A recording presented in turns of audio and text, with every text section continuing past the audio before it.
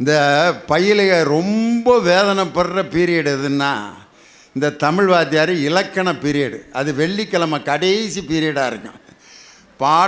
படுவாங்க. அந்த நேரம் பார்த்து தான் மாஞ்சு நடத்துவாங்க தமிழையாலாம். ஒருத்தர் நடத்துகிறாரு, செய்வினை செயப்பாட்டு வினை. செய்வினை, ராமன் மாம்பழம் தின்றான், மாம்பழம் ராமனால் தின்னப்பட்டது, செயப்பாட்டு வினை அப்படின்னு நடத்தி பயங்கர உதாரணங்கள்லாம் சொல்லி முடிச்சுட்டு பரீட்சை வைக்கிறார். ஆஃபலி பரீட்சை. செய்வினை செயப்பாட்டு வினை எடுத்துக்காட்டுகளுடன் விளக்கு. மறந்துட்டேன், ஆனால் அவனுக்கு தெரிஞ்ச செய்வினையை எழுதிட்டேன். செய்வினை அண்டர்லைன் பண்ணி, ஒருவருக்கு யாரையாவது பிடிக்கவில்லை என்று சொன்னால் அவர் வீட்டு வாசலில் கயிறு தாயத்து போன்றவைகளை புதைத்து வைத்து அவர் கை கால்களை விளங்காமல் செய்கின்ற வினை செய்வினை. இதோடு விட்டுருந்தா பரவாயில்ல. செயப்பாட்டு வினையும் எழுதிட்டேன். செயப்பாட்டு வினை, அவ்வாறு விளங்காமல் போன கை கால்களை மலையாள மந்திரவாதிகளை வைத்து மீண்டும் சரி செய்யும் வினை செயப்பாட்டு வினை. தமிழையா 2க்கு ரைட் போட்டு 10க்கு 10 போட்டார். பக்கத்தில் இருக்க ஐயா கேட்டிருக்காரு, இவனுக்கு எதுக்கியா மார்க்கை போட்டான்னு. போடலன்னா எனக்கு செய்வனை வச்சானே வச்சிருவான் ஐயா. செய்வனங்கிறது அது என்னன்னு இது வரைக்கும் யாராவது யோசிச்சிருக்கம்மா?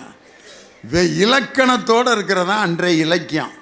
ஆனால் ஒரே வரியில் இந்த நாட்டினுடைய நடப்பை ஒரு புது கவிதையில் ரொம்ப அழகாக சொல்லக்கூடிய ஆற்றல் இன்றைய இலக்கியத்துக்கு உண்டு. முத்தமிழறிஞர் டாக்டர் கலைஞர் ஒரு கல்லூரியில் போய் கணக்கு பாடத்தை தொடங்கி வைக்கிறார். அந்த கணக்கு பாடத்தை தொடங்கி வைக்கணும்னா எல்லோரும் என்னை கூப்பிட்டா என்ன செய்வேன்? கணக்கு 3 வகைப்படும்: இயல் கணிதம், எண் கணிதம், வரைபட கணிதம். பயிலுகள்லாம் வேறு ஆளே கிடைக்கலன்னு இந்த ஆளை எதுக்கடா கூட்டி வந்தீங்க அம்மா? தலைவர் போய் எப்படி அந்த கணக்கு பாடத்தை தொடங்கி வச்சார்னா, 20ம் 18ம் கூட்டி சொல்லுதல் மனக்கணக்கு, 20 18ஐ கூட்டி செல்லுதல் காதல் கணக்கு, செட்டியார் சீமையிலே அட்டியின்றி கொடுப்பது வட்டி கணக்கு, மந்தையிலே போடாதே ஓட்டு கணக்கு, அடுக்கலையில் பாவையர்தம் கறிக்கோட்டால் கிழிப்பது பால் கணக்கு, தயிர் கணக்கு, மோர் கணக்கு. இப்படி எத்தனையோ கணக்குகள் இருக்க வாழ்க்கை கணக்கை தவறாக போடாமல் நெறியாக போடுவதற்கு கணக்கு பாடம் எடுத்து படிப்பீர். என்னையா அது? கம்பர் என்ன, இளங்கோ என்ன, மிகப்பெரிய அந்த அறிஞர்களெல்லாம் சாதிக்க முடியாத கணக்குங்கிறதுல எவ்வளோ பெரிய பரவசத்தை உண்டு பண்ணார். இதுதான் இன்றைய இலக்கியம். அருமையாக பேசினார் தனிகவேல். இன்றைக்கி இருக்கிற பாட்டுகள், அடே அப்பா!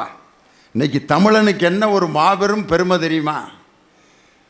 சாதாரண தேனி மாவட்டத்தில் பண்ணப்புறம்ங்கிற கிராமத்தில் ஒரு ஏழை குடும்பத்தில் பிறந்த சின்ராசு என்ற அந்த பிச்சைமுத்து நேற்று லண்டனில் சிம்பொனி இசையை அமைத்து நம்மை ஆட்சி செய்தவர்களுக்கு இசையமைத்து காட்டிவிட்டு மேஸ்ட்ரோ என்ற பட்டத்தோடு திரும்பி வந்துக்கிட்டு இருக்கார்.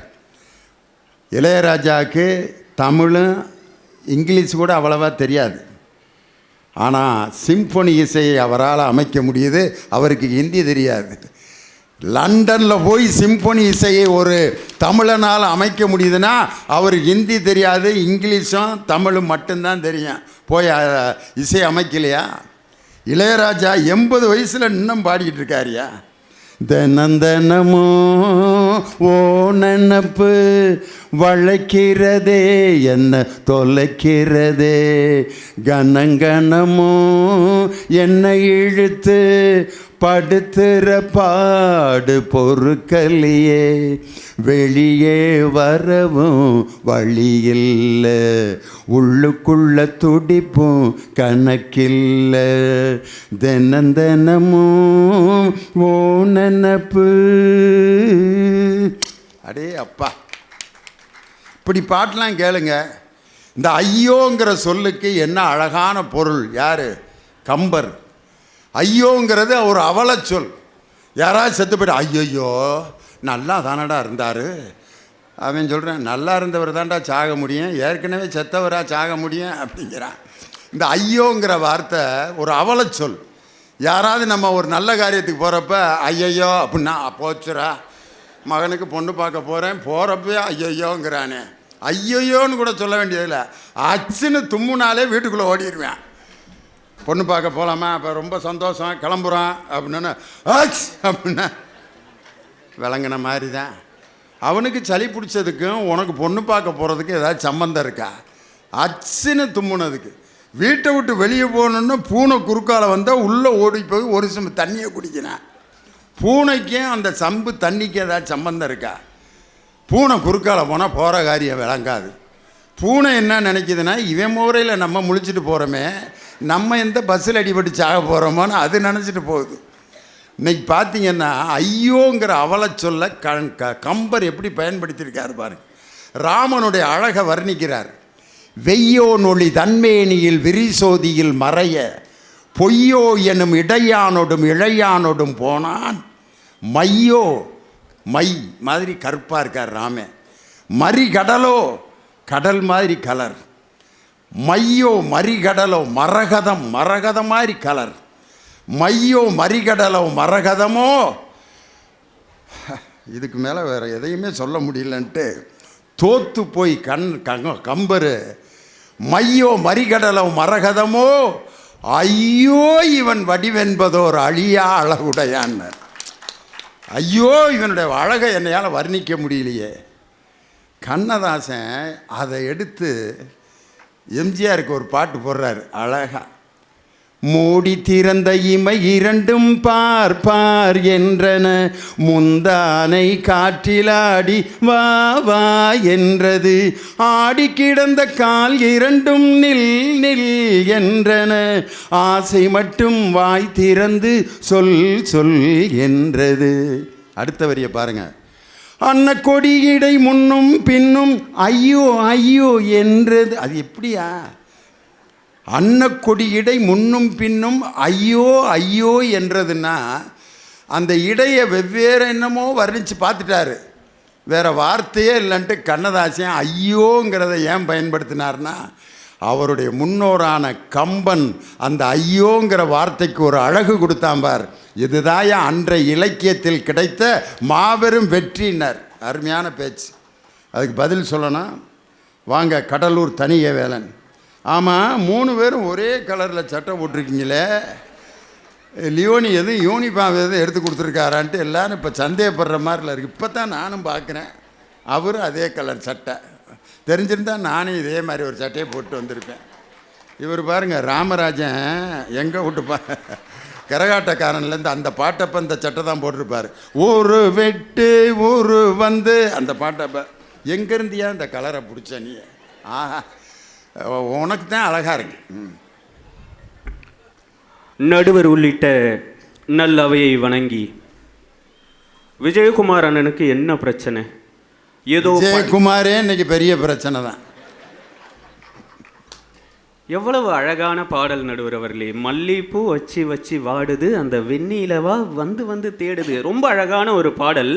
அந்த பாடலை முழுசாக கேட்காம ஏதோ இந்த காலத்தில் எழுதுகிற கவிஞர்கள்லாம் மோசமான கவிஞர்கள், நாங்கள் எழுதுறது பூரா தவறான பாடல்கள். அந்த பாட்டை முழுசாக கேட்டிருக்கீங்களாண்ணே நீங்கள்? எவ்வளவு அழகான வரிகள் தெரியுமா அது?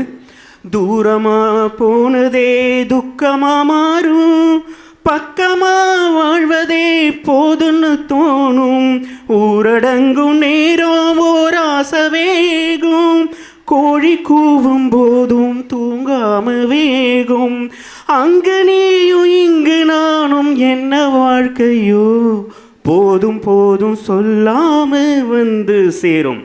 விஜயகுமார் அண்ணன், அர்த்தம் என்னன்னு தெரியுமா? சம்பாதிக்கிறதுக்காக நீ வெளிநாட்டுக்கு போயிருக்கிற, அங்க நீ இங்க நான் இருக்கிறது என்னையா வாழ்க்கை? தூரமா வாழ்றது துக்கமா மாறும், பக்கமா வாழ்றதே போதும்னு தோணுங்க. எனக்கு காசு பணம்லாம் தேவையில்லை, நீ வந்து சேருன்னு சொல்றா. அதை விட முக்கியமான வரி எது தெரியுமா? சொல்லாம வந்து சேருன்னு சொல்லுவா. ஏன் தெரியுமா? ஒருவேளை நான் வரேன்னு நீ சொன்னேன்னு வச்சுக்க, டேய் சம்பாதிக்கிறத விட்டு நீ எதுக்குடா வர, ஊர் முழுக்க கடன் வாங்கி வச்சிருக்கிறேன்டா, எல்லா கடனையும் நீ தாண்டா அடைக்கணும்னு உங்க அம்மா சொல்லக்கூடும், உங்க அப்பா சொல்லக்கூடும், உன் கூட பிறந்த அண்ணன் தம்பி எல்லாம் சொல்லக்கூடும். வீடெல்லாம் கட்டணும்னே, சீக்கிரம் வந்துடாதனே, அண்ணியை நினச்சிட்டு நீ பாட்டுக்கு வந்துடாத, அங்கே இருந்து சம்பாரின்னு அவங்கெல்லாம் சொல்லக்கூடும். ஆனால் எனக்கு பணங்காசெல்லாம் முக்கியம் இல்லை, அதனால் அவங்க கிட்ட சொன்னா வரவேணான்னு சொல்லிடுவாங்க. போதும் போதும் சொல்லாம வந்து சேரும் சொன்னாலே இதை விட அழகா ஒரு கவிஞர் சொல்ல முடியுமா? இதுல இலக்கியமே இல்லை, இலக்கியமே இல்லை. நாங்கள்லாம் நிறைய வரிகள்லாம் எழுதணும்லாம் அவசியமே கிடையாது சார். 4 வரியில முடிச்சுட்டு போயிட்டா சார் ஒரு கவிஞன். பகுத்தறிவையும் வறுமையும் ஒரு கவிஞன் 4 வரியில சொன்னான். பாலுக்காக அழும் குழந்தை இந்த பூமியில் இருக்கின்ற வரை நீங்கள் ஊற்றும் எந்த பாலும் ஜீரணிக்காது இறைவனுக்குன்னா. இதை விட அழகா சொல்ல முடியுமா? விஜயகுமாரனுக்கு என்னன்னா, இந்த பசங்க புது புது பாட்டா கேட்டு சந்தோஷப்படுறாங்க. நமக்கு பால் இருக்கும் பழம் இருக்கும். ஃபர்ஸ்ட் நைட்ல இப்படி பாடிட்டே இருந்தீங்கன்னா கடைசி வரைக்கும் உங்களுக்கு குழந்தை இருக்காது. என்னையா புதுசா ஆராய்ச்சி பண்ணிட்டு இருக்க? பால் இருக்கும் பழம் இருக்கும் பசி இருக்காது, பஞ்சனையில் காற்று வரும் தூக்கம் வராதுன்னு பாடிக்கிட்டே இருந்தாக்க கடைசி வரைக்கும் புள்ள இருக்காது. ஆடா பாவி, கண்ணதாசன் எவ்வளவு அற்புதமாக எழுதின ஒரு பாட்டை ஒரு வரியில் நாசப்படுத்தி விட்டியா. இதுல நீங்க யோசிச்சு பாருங்க, அன்றைய இலக்கியம் தொட்டே பாருங்களேன், எப்பவுமே தாயை கொண்டாடி இருப்பாங்க. அம்மா நீ சுமந்த பிள்ளை, தாய் இல்லாமல் நான் இல்லை, இப்படி தொடர்ச்சியா தாயை மட்டுமே கொண்டாடிய ஒரு சமூகத்தில் இன்றைய இலக்கியங்கள் வந்த பிறகுதான் தந்தையை கொண்டாட தொடங்கினோம். முத்துக்குமார் அப்படிங்கிற ஒரு கவிஞன் எழுதினார், அவ்வளவு அழகா எழுதினார். தகப்பனின் கண்ணீரை கண்டோர் இல்லை, தந்தை சொல்மிக்க மந்திரம் இல்லை, என் உயிரின் வரம் உன் உயிர் அல்லவா, மண்ணில் வந்த நான் உன் நகல் அல்லவா, காயங்கள் கண்ட பின்பே உன்னை கண்டேன். அப்பனுடைய பெருமெல்லாம் உனக்கு முன்னாடிலாம் தெரியாதுடா, வாழ்க்கையில எப்போ நீ பல காயங்களை படுறையோ அப்பதான் உன் தந்தையினுடைய அருமை உனக்கு தெரியும்னு சொன்னது இன்றைய இலக்கியம்னு. இதெல்லாம் பார்க்கணும் கேட்கணும். பூரா பழைய காலத்து பாட்டா கேட்டுவிட்டு பழைய இலக்கியத்தையா படிச்சு விட்டு நான் என்ன கேட்குறேன், நடுவர்களே, ஐ மிஸ் யூ அப்படின்னா என்ன அர்த்தம்? ஐ மிஸ் யூனா உன்னை நான் இழந்துட்டேன்னு அர்த்தம். நான் உன்னை பிரிஞ்சு வாடுறேன். இதெல்லாம் உங்கள் காலத்தில் சொன்ன கண்கள் இரண்டும் என்று உம்மை கண்டு பேசுமோ, காலம் இனிமேல் நம்மை ஒன்றாய் கொண்டு சேர்க்குமோ நீங்கள் எழுதுனீங்க இல்லையா? அதையெல்லாம் தாண்டி இன்றைய இலக்கியத்தில் ஒரு கவிஞன் எழுதினா எவ்வளோ அழகாக எழுதினா தெரியுமா? 2 லைனில் எழுதிட்டு போயிட்டாயா. வைதேகி காத்திருந்தால்னு ஒரு படம் 2 லைனில் எழுதினான். அம்மாடி நீதான் இல்லாத நானும், வெண்மேகம் வந்து நீந்தாத வானம், தாங்காத ஏக்கம் போதும் போதும், ராசாத்தி ஒன்ன காணாத நெஞ்சு காத்தாடி போலாடுது. இப்படி ஒரு வரி எழுதியிருக்கீங்களா நீங்கள்? இன்னும் 2 வரியை சேர்த்து பாடுக்கு தனிய வேலை. பொழுதாகி போச்சு விளக்கேத்தியாச்சு, பொன்மான ஒன்று தேடுது, ராசாத்தி ஒன்ன காணாத நெஞ்சு காத்தாடி போலாடுது, கண்ணுக்கொரு வண்ண கிளி காதுக்கொரு காண குயில், நெஞ்சுக்கொரு வஞ்சி கொடி நீதானம்மா, அத்தை மகளோ மாமன் மகளோ. எவ்வளவு அழகான பாடல் நடுவில். இதெல்லாம் கேட்காம நீங்க யோசிச்சு பாருங்க, சமூக அக்கறையே இன்றைய கவிஞர்களுக்கு இல்லை அப்படின்னு எங்கள் மீது ஒரு மிகப்பெரிய குற்றச்சாட்டு இருக்குது. அப்படியா நாங்க இருக்கோம்? முத்துக்குமார் தான் சார் எழுதினாரு. ஒரு அம்மா தன் மகன்கிட்ட சொல்றா, அந்த ஊரில் சாதியம் எவ்வளவு ஊறி போயிருக்கு, இன்னைக்கு படிக்க போற மகன் எப்படி அந்த ஊர்ல நடக்கணும்ன்றத ஒரு தாய் அந்த மகன் கிட்ட சொல்ற மாதிரி முத்துக்குமார் அப்படிங்கிற கவிஞர் அற்புதமா எழுதினார். எவ்வளவு புழுக்கமாக இருந்தாலும் பரவாயில்லை, எவ்வளவு புழுக்கமாக இருந்தாலும் பரவாயில்லை, பூட்ஸை அணிந்து கொள், எவ்வளவு நேரமானாலும் மேலத்தெரு வழியாக பள்ளிக்கு போ, அங்குதான் காலணி அணிந்ததற்காக உன் தகப்பனை கட்டி வைத்து அடித்தார்கள் அப்படின்னு சொல்றார். சாதியத்திற்கு சவுக்கடி கொடுத்த கவிஞர்கள் வாழ்ந்த பூமி இன்றைக்கு இருக்கிறது நடுவில். அது ஏன் விஜயகுமார் அண்ணனுக்கு தெரியல? ஒரு சின்ன பையன் கேட்கிறான், சார் கொடி கொடுத்தீர், சுதந்திர தினத்தன்று கொடி கொடுத்தீர், குண்டூசியும் கொடுத்தீர், சட்டை எங்கே அப்படின்னு கேட்கிறான் சார். இந்த மாதிரி வரிகள்லாம் நீங்க எழுதியிருக்கீங்களா? சிவகாசியில் வேலை செய்கின்ற அந்த குழந்தை தொழிலாளர்களுக்காக ஒரு கவிஞன் எழுதினான் இன்றைய இலக்கியத்தில். தீப்பெட்டியை திறந்து பார்த்தேன், தீப்பெட்டியை திறந்து பார்த்தேன், அத்தனையும் பிஞ்சு விரல்கள்னு எழுதி வச்சிருந்தான் சார். இந்த மாதிரி வரிகள்லாம் படிக்காம ஏதோ இன்றைய கவிஞர்கள்லாம் காதலை மட்டுமே கொண்டாடணும். யோசிச்சு பாருங்க, காதலை நாங்கள் கொண்டாடின மாதிரி எந்த கவிஞர்களும் உங்கள் காலத்தெல்லாம் கொண்டாடினதே கிடையாது. நீங்கள் யோசிச்சு பாருங்க. உயிரே அப்படின்னு ஒரு படம் சார், அதில் நான் உன்னை நேசிக்கிறேன் அப்படின்றது உனக்கு தெரியுமா அப்படின்ற ஒரு காதலன் கேட்கணும். கவிஞர் எவ்வளவு அழகாக எழுதியிருக்காரு. காற்றின் அலைவரிசை கேட்கின்றதா, கேட்கும் காற்றில் ஒரு உயிர் விடும் கண்ணீர் வழிகின்றதா, அன்பே நெஞ்சம் நிறைகின்றதா, இதயம் கருகும் வாசம் வருகின்றதான்னு கேட்டானே. இதயம் கருகி நீங்க பார்த்துருக்கீங்களா? காதலிச்சு பாருங்க விஜயகுமார் அண்ணி. இதயம் கருகும் ஒரு வாசம் வருகிறதா, காற்றில் கண்ணீரை ஏற்றி கவிதை செந்தேனை ஊற்றி கண்ணே உன் வாசல் சேர்த்தேன், ஓடும் ஜீவன் ஓயும் முன்னே ஓடோடி வா. வரணும் விஜயகுமார் அண்ணே, வயசு பிள்ளையா இருந்தால் உங்களுக்கு புரிஞ்சிருக்கும். நீங்கள் சங்கமம்னு ஒரு படத்தில் பாருங்க, நான் உன்னை பார்ப்பனா பார்க்க மாட்டேனான்னு எனக்கு தெரியல, நான் ஒரு வேளை இறந்து போயிடணும் அப்படின்னு காதலன் கிட்ட சொல்றா. எப்படி எழுதியிருக்கார் பாருங்க கவிஞர். இருவரும் ஒருவரை காண்போமா, ரெண்டு பேரும் உயிரோட ஒருத்தர் சந்திப்போமா, இருவரும் ஒருவரை காண்போமா, இல்லை நீ மட்டும் என்னுடல் காண்பாயா, கலை என்ற ஜோதியில் காதலை எரிப்பது சரியா முறையா. காதலனை பார்த்து கேட்கிறா, விடை நீ சொல்லையா. அவ கேட்டா இவன் சும்மா இருப்பானா? கவிஞன் எழுதியிருக்கான். சூடி தந்த சுடர் கொடியே சோகத்தை நிறுத்தி விடு, நாளை நல்ல நாளை என்று நம்பிக்கை வளர்த்து வீடு, நீ நம்பிக்கை வளர்த்து வீடு, நம் காதல் ஜோதி கலையும் ஜோதி, கலைமகள் மகளே வா வா. நிறைவா ஃபினிஷ் பண்றான். ஜோதி எப்படி ஜோதியை எரிக்கும் அப்படின்னு கேட்டானே. இதுதான் சார் இன்றைய கவிஞர்களுடைய வாக்கு. நடுவர் அவர்களே, இந்த 100 அடி பளிங்கெல்லாம் நடுவர் அவர்களே 100 அடி பளிங்க பாலிஷ் பண்ண முடியுமா?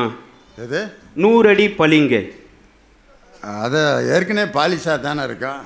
நடுவர் அவர்களே, நீங்கள் யோசிச்சு பாருங்க, ஒரு பெண்ணை வர்ணிக்கின்ற உங்களுடைய அன்றைய இலக்கியங்களை காட்டிலும் எங்களுடைய கவிஞர்கள் வர்ணித்த மாதிரி யாருன்னு வர்ணிச்சதே கிடையாது தெரியுமா? கவிஞர் எப்படி வர்ணிக்கிறான்னு பாருங்க. இன்றைய இலக்கியத்தில் 100 அடி பளிங்கை 6 அடி ஆக்கி சிற்பிகள் செதுக்கிய சிற்பமடி. எவ்வளவு அழகா யோசிச்சிருக்காங்க பாருங்க. ரவிவர்மன் எழுதிய வதனமடி. இத்தனை அழகும் மொத்தம் சேர்த்து என்னை வதைப்பது கொடுமை அடின்னு சொன்னான். இதெல்லாம் தெரியாம இன்றைய கவிஞர்களை குறை சொல்றீங்க. நடுவர்களே, நான் இப்படி சொல்லி நிறைவு செய்கின்றேன். எங்கள் கவிஞர்களைப் போல் பெண்மையை கொண்டாடியவர்கள் கிடையாது, தாய்மையை கொண்டாடியவர்கள் கிடையாது.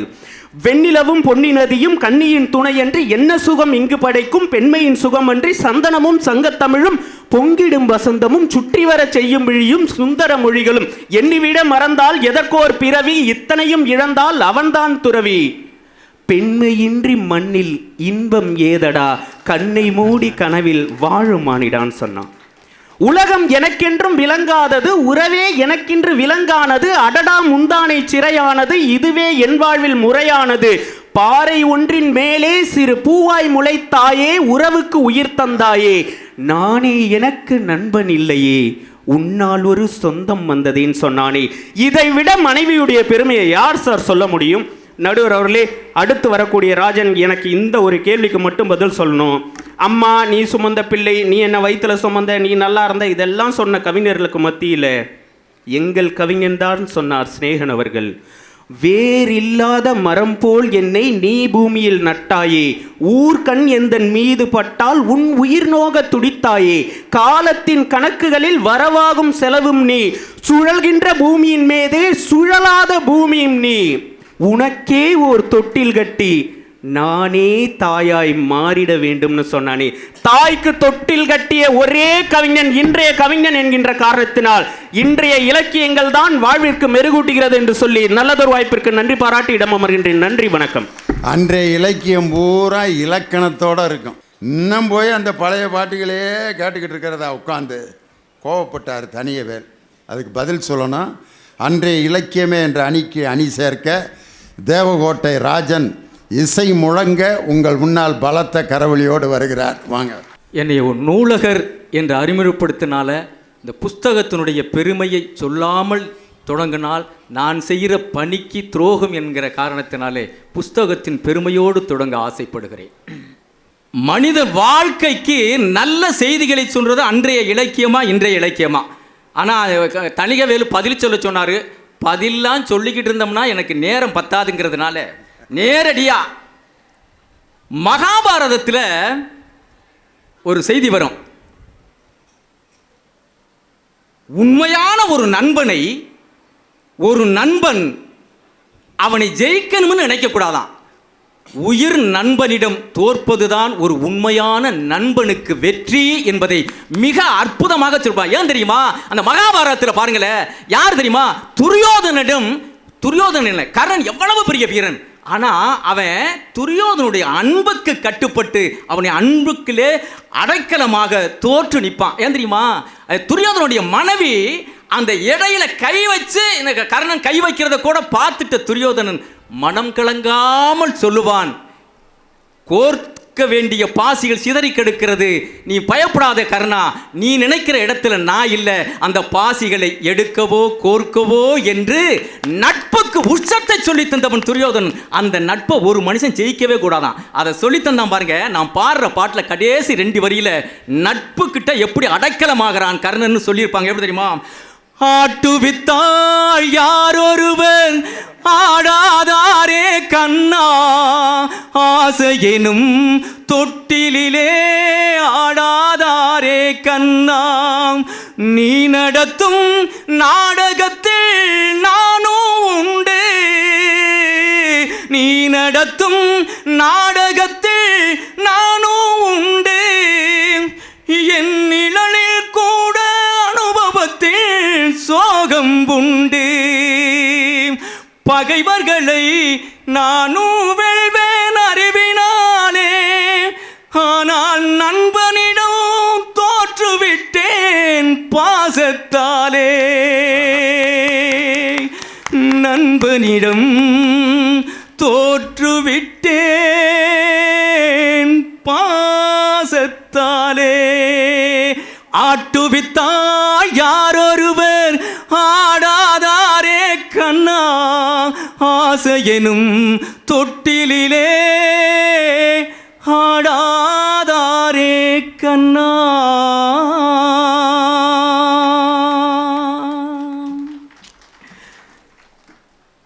மகாபாரதம் சொன்னேன். இலக்கியத்தில் சிலப்பதிகாரத்தை எடுங்களே, அழகா சொல்லுவாங்க, கண்ணால் காண்பதும் பொய், காதால் கேட்பதும் பொய், தீர விசாரிப்பதே மெய் என்ற வார்த்தைக்கு இணங்க யாரு நம்ம இலங்கையில் அந்த மன்னன் என்ன பண்ணுமா, சரியா விசாரிக்காம இளங்கோவடிகளுக்கு மரண தண்டனை விதித்திருப்பான். கோவலனுக்கு மரண தண்டனை விதிச்சிருப்பான். இப்போ கோவலன் இறந்துட்டான். இப்போ என்ன நினைக்கிறான், அதுக்கப்புறம் தான் உண்மை தெரியுது. உண்மை தெரிந்த உடனே மன்னன் இன்னொரு பழமொழியை கேட்டு பாருங்க, தன் நெஞ்சே தன்னை சுடும், தன் நெஞ்சே தன்னை சுடும். அதனால அவன் மனச்சாட்சியே அவனை சுடுது, அவன் மனச்சாட்சியே அவனை கொன்று விட்டது. அதனால் தான் அற்புதமாக சொல்லுகிறார்கள், மனச்சாட்சிக்கு பயந்தா போதும்யா, எந்த சாட்சிக்கு நம்ம எதிர்பார்க்க தேவையே இல்லை, முதல்ல உன் மனச்சாட்சிக்கு பயந்து வாழ கத்துக்கன்னு நமக்கு சிலப்பதிகாரம் சொல்லி தந்தது. அதை அழகா போட்டு திரும்பாதுமா. நெஞ்சுக்கு எது தெரியுமா சாட்சி? மனச்சாட்சி மட்டும் தான் சொல்லி கொடுத்தான் பாருங்க. எப்படி நெஞ்சுக்கு நீதி மனச்சாட்சி, அந்த நீதி தேவனின் அரசாட்சி, நெஞ்சுக்கு நீதி மனச்சாட்சி, அது நீதி தேவனின் அரசாட்சி, அத்தனை உண்மைக்கும் அவன் சாட்சி, அத்தனை உண்மைக்கும் அவன் சாட்சி, மக்கள் அரங்கத்தில் வராது அவன் சாட்சி, அரங்கத்தில் வராது அவன் சாட்சி, கடவுள் ஏன் கல்லானான் மனம் கல்லாய் போன மனிதர்களாலே, இலக்கியம் எதங்க சொல்ல மனச்சாட்சிப்படி வாழ்ந்தால் இந்த வாழ்க்கை உனக்கு அற்புதமான வாழ்க்கையாக இருக்கும் என்று அழகா சிலப்பதிகாரன் சொல்லலையா? ஐயா சொன்னாங்க பாருங்க, திருக்குறளை பற்றி அழகா சொன்னாங்க. திருக்குறள்ல எப்படி அற்புதமான வரிகள் அப்படி போட்டு கொடுத்தா பாருங்க. அன்பிலார் எல்லாம் தமக்குரியர், அன்புடையார் என்பும் உயர் பிறருக்கு. அன்பு இல்லாதவன் என்ன நினைக்கிறான்? இருக்கிற பொண்ணும் பொருளும் எல்லாமே தனக்கு தனக்கு என்று ஆசைப்படுகிறான். ஆனால் அன்புடையவன் என்ன நினைக்கிறாமா? என் உயிர் உடல் பொருள் அத்தனையும் பிறருக்காக என்று ஈந்து வாழுகின்ற அற்புதமான பண்புடையவன் அன்புடையார். அப்போ இந்த தேசத்தில் அந்த இலக்கியம் என்ன சொல்லித் தருகிறது? அன்போடு பகிர்ந்து வாழ்கிற மனதோடு வாழ், உன் வாழ்க்கை செழிப்பாக இருக்கின்ற அற்புதமான தத்துவத்தை சொன்னது. ஆனால் அடுத்து சொல்லுங்க, தெய்வத்தால் ஆகாதெனினும் முயற்சி தன் மெய் வருத்த கூலி தரும் என்று ஐயா அவர்கள் சொன்னார்கள். ஆனால் இந்த ரெண்டு குறளையும் எளிமைப்படுத்தி இணைத்து எங்க அன்றைய கவிஞன் மக்கள்கிட்ட எப்படி கொண்டு போய் சேர்க்கிறான் பாருங்க. அப்படி போட்டான் பெருமா. அன்பிலார் எல்லாம் தமக்குரியர், அன்புடையார் என்றும் உயர்பிறர்க்கு, தெய்வத்தாலாகாதெனினும் முயற்சி தன் மெய்வருத்த கூலி தரும். ஒன்றே குலமென்று பாடுவோம், ஒருவனே தேவன் என்று போற்றுவோம். அன்னை இதயமாக அன்பு வடிவமாக வந்து வழிகாட்ட வேண்டும் என்று வணங்குவோம். ஒன்றே குலம் என்று பாடுவோம். நிறைவாக நான் இப்படி சொல்லி முடிக்க ஆசைப்படுகிறேன், நேரம் கருதி. ஒரு குறவஞ்சியில் ஒரு அற்புதமான பாடல் வரிகள் இருக்கும்.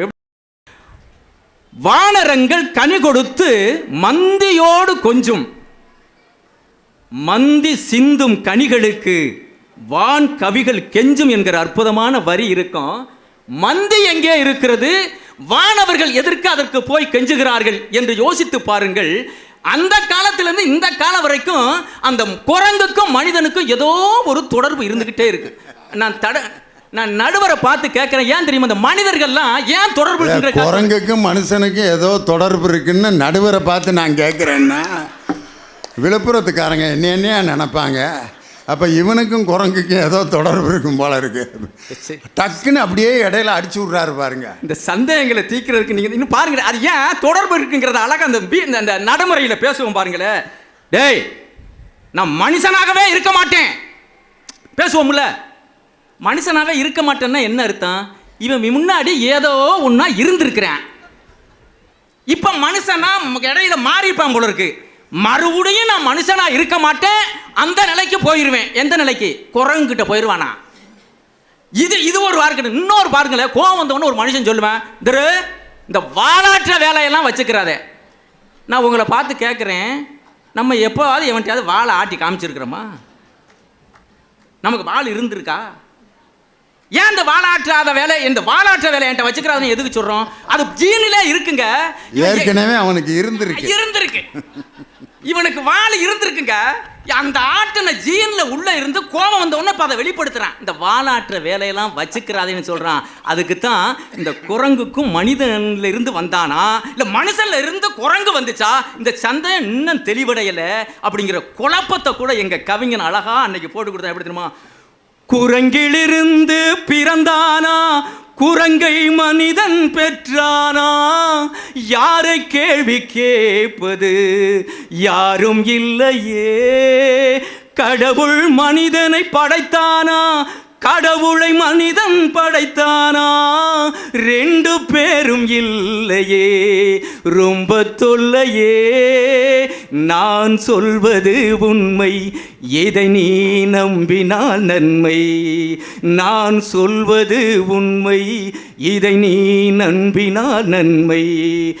வானத்தை பார்த்தேன், பூமியை பார்த்தேன், மனுஷனை இன்னும் பார்க்கலையே. பல நாள் இருந்தே உள்ள அந்த நிம்மதி இங்கில்ல.